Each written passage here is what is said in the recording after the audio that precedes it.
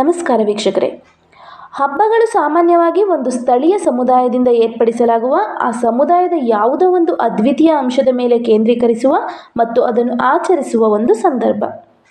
ಹಬ್ಬಗಳ ಪ್ರಾಥಮಿಕ ಉದ್ದೇಶ ಅಂದರೆ ವೈವಿಧ್ಯಮಯ ಜನಸಂಖ್ಯೆಯ ನಡುವೆ ಏಕತೆಯನ್ನು ಬೆಳೆಸುವುದು. ವೈವಿಧ್ಯಮಯ ಜನಾಂಗೀಯ, ಧಾರ್ಮಿಕ ಮತ್ತು ಭಾಷಿಕ ಹಿನ್ನೆಲೆಯನ್ನು ಹೊಂದಿರುವ ದೇಶಗಳಲ್ಲಿ ಈ ಹಬ್ಬಗಳು ಒಗ್ಗೂಡಿಸುವ ಶಕ್ತಿಯಾಗಿ ಕಾರ್ಯನಿರ್ವಹಿಸುತ್ತವೆ. ನಮ್ಮ ದೇಶದ ಹೆಮ್ಮೆಯ ಸಂಸ್ಕೃತಿಯು ವಿಶೇಷವಾದದ್ದು ಮತ್ತು ವಿಶಿಷ್ಟವಾದದ್ದು.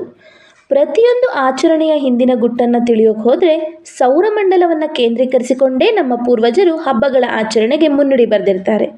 ಇನ್ನು ನಮ್ಮ ಕ್ಯಾಲೆಂಡರ್ ವರ್ಷದ ಮೊದಲನೇ ಹಬ್ಬವಾದ ಸಂಕ್ರಾಂತಿಯ ಬಗ್ಗೆ ತಿಳಿದುಕೊಳ್ಳೋಣ ಬನ್ನಿ.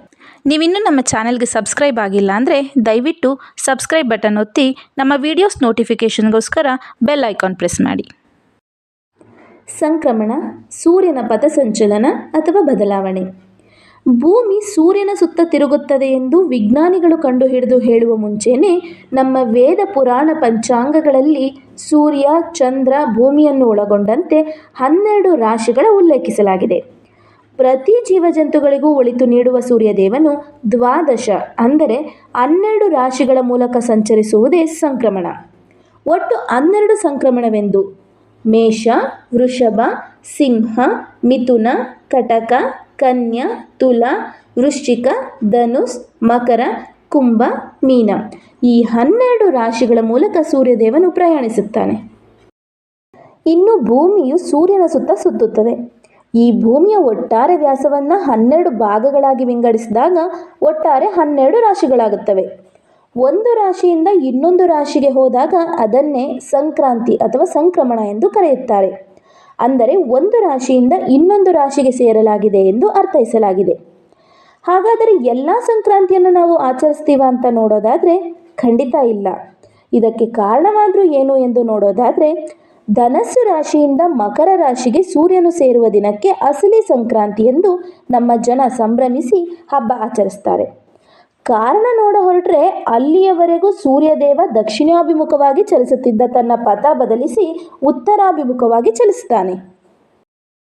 ಇದನ್ನು ಉತ್ತರಾಯಣ ಸಂಕ್ರಮಣ ಕಾಲ ಎನ್ನುತ್ತಾರೆ. ಉತ್ತರಾಯಣ ಅತ್ಯಂತ ಶ್ರೇಷ್ಠ ಸಮಯ ಎಂದು ಹೇಳಲಾಗುತ್ತದೆ. ಸ್ವರ್ಗದ ಬಾಗಿಲು ತೆರೆದಿರುತ್ತದೆ ಎಂಬುದು ನಂಬಿಕೆ.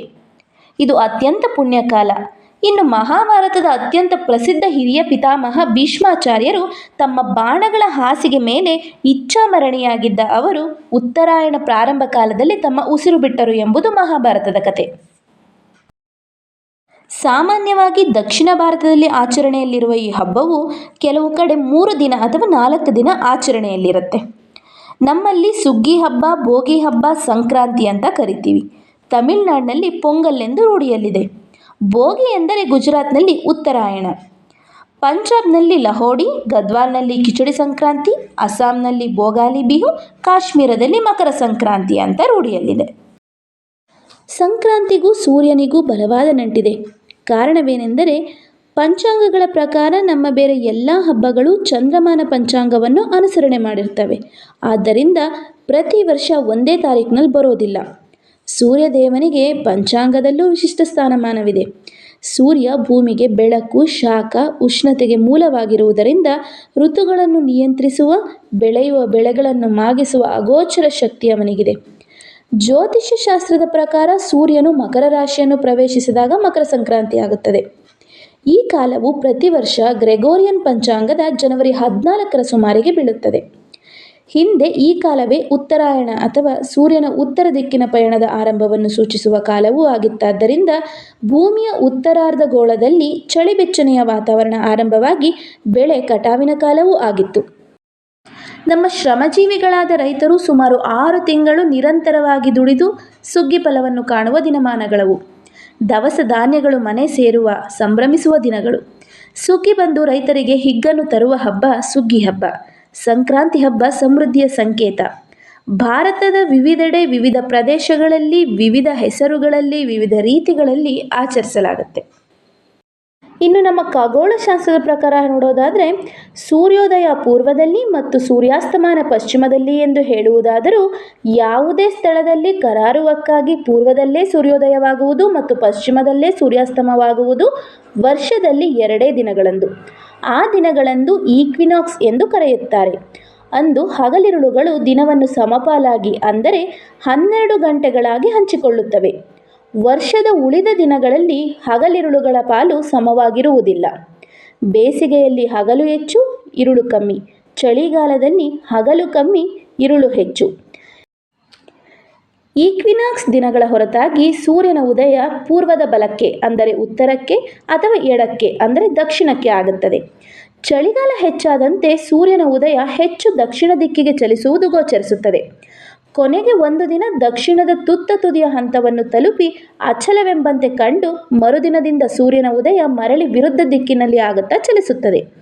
ಅಂದರೆ ಸೂರ್ಯ ಇನ್ನು ದಕ್ಷಿಣ ದಿಕ್ಕಿನತ್ತ ತನ್ನ ಚಲನವನ್ನು ನಿಲ್ಲಿಸಿ ಉತ್ತರಕ್ಕೆ ಚಲಿಸಲು ಪ್ರಾರಂಭಿಸುತ್ತಾನೆ. ಈ ದಿನ ಉತ್ತರಾಯಣ ದಿನ. ಇದು ಚಳಿಗಾಲ ಮುಗಿದು ಮುಂಬರುವ ಬೇಸಿಗೆಯ ಮುನ್ಸೂಚನೆ, ವಿಂಟರ್ ಸಾಲ್ಸ್ಟೈಸ್ ಎಂದು ಕರೆಯಲ್ಪಡುತ್ತದೆ. ಸುಮಾರು ಡಿಸೆಂಬರ್ 22ಕ್ಕೆ ಈ ದಿನ ಬರುತ್ತದೆ. ಈ ದಿನವನ್ನು ಮಕರ ಸಂಕ್ರಾಂತಿ ಎಂದು ಗುರುತಿಸಬೇಕಾಗಿದ್ದರೂ ಸಾಂಪ್ರದಾಯಿಕವಾಗಿ ಜನವರಿ ತಿಂಗಳ ನಡುವಿನಲ್ಲಿ ಮಕರ ಸಂಕ್ರಾಂತಿಯನ್ನು ಆಚರಿಸುತ್ತೇವೆ. ಇದೇ ಕಾಲಕ್ಕೆ ಚಳಿಗಾಲ ಮುಗಿದು ಹೋಗುತ್ತದೆ. ಮನುಷ್ಯನ ದೇಹದಲ್ಲಿ ಚಳಿಯಿಂದ ಎಣ್ಣೆ ಅಂಶ ಕಡಿಮೆಯಾಗುತ್ತದೆ. ದೇಹಕ್ಕೆ ಹೆಚ್ಚಿನ ಪ್ರಮಾಣದ ಎಣ್ಣೆ ಅಂಶ ಬೇಕು ಮತ್ತು ಅದು ನಮ್ಮ ದಿನನಿತ್ಯದ ಆಹಾರದ ಮುಖಾಂತರವೇ ಸಿಗಬೇಕು. ಇದೇ ಕಾರಣದಿಂದ ಎಳ್ಳು, ಬೆಲ್ಲ, ಶೇಂಗಾ, ಕೊಬ್ಬರಿಯನ್ನು ತಿನ್ನಿ ಅನ್ನುವುದು ವಾಡಿಕೆ ಇರಬಹುದು. ಅದು ವೈಜ್ಞಾನಿಕವಾಗಿಯೂ ಸಾಬೀತಾಗಿದೆ. ಭಾರತೀಯರ ಭಾಷೆ, ಬಣ್ಣ, ಬಳಕೆ, ಪದ್ಧತಿ, ಆಹಾರ ಇವುಗಳಲ್ಲಿ ಒಬ್ಬರಿಗಿಂತ ಒಬ್ಬರು ಭಿನ್ನವಾಗಿದ್ದರೂ ಸಾಂಪ್ರದಾಯಿಕವಾಗಿ ನಾವೆಲ್ಲ ಒಂದೇ ಎಂದು ಸಾರಿ ಸಾರಿ ಹೇಳುವ ಹಬ್ಬಗಳಲ್ಲಿ, ಆಚರಣೆಗಳಲ್ಲಿ ಈ ಹಬ್ಬವೂ ಒಂದು. ಇದನ್ನೇ ಯೂನಿಟಿ ಇನ್ ಡೈವರ್ಸಿಟಿ ಎಂದರೆ ತಪ್ಪಾಗಲಾರದು. ಸ್ನೇಹಿತರೆ, ನಮಗೆ ಸಿಕ್ಕ ಈ ಮಾಹಿತಿಯನ್ನು ತಮ್ಮಲ್ಲಿ ವಿನಯಪೂರ್ವಕವಾಗಿ ಹಂಚಿಕೊಳ್ಳುವ ಕಿರುಪ್ರಯತ್ನ ಮಾಡಿರುತ್ತೇವೆ. ತಾವೆಲ್ಲರೂ ನಮ್ಮ MDTV ಕನ್ನಡಕ್ಕೆ ಪ್ರೋತ್ಸಾಹಿಸಿ ಹಾರೈಸಬೇಕಾಗಿ ತಮ್ಮಲ್ಲಿ ಕೇಳಿಕೊಳ್ಳುತ್ತಾ ನಮ್ಮ ಚಾನಲ್ಗೆ ಲೈಕ್, ಶೇರ್, ಸಬ್ಸ್ಕ್ರೈಬ್ ಮಾಡಿಕೊಳ್ಳಿ ಎಂದು ವಿನಯಪೂರ್ವಕವಾಗಿ ಕೇಳಿಕೊಳ್ಳುತ್ತೇವೆ.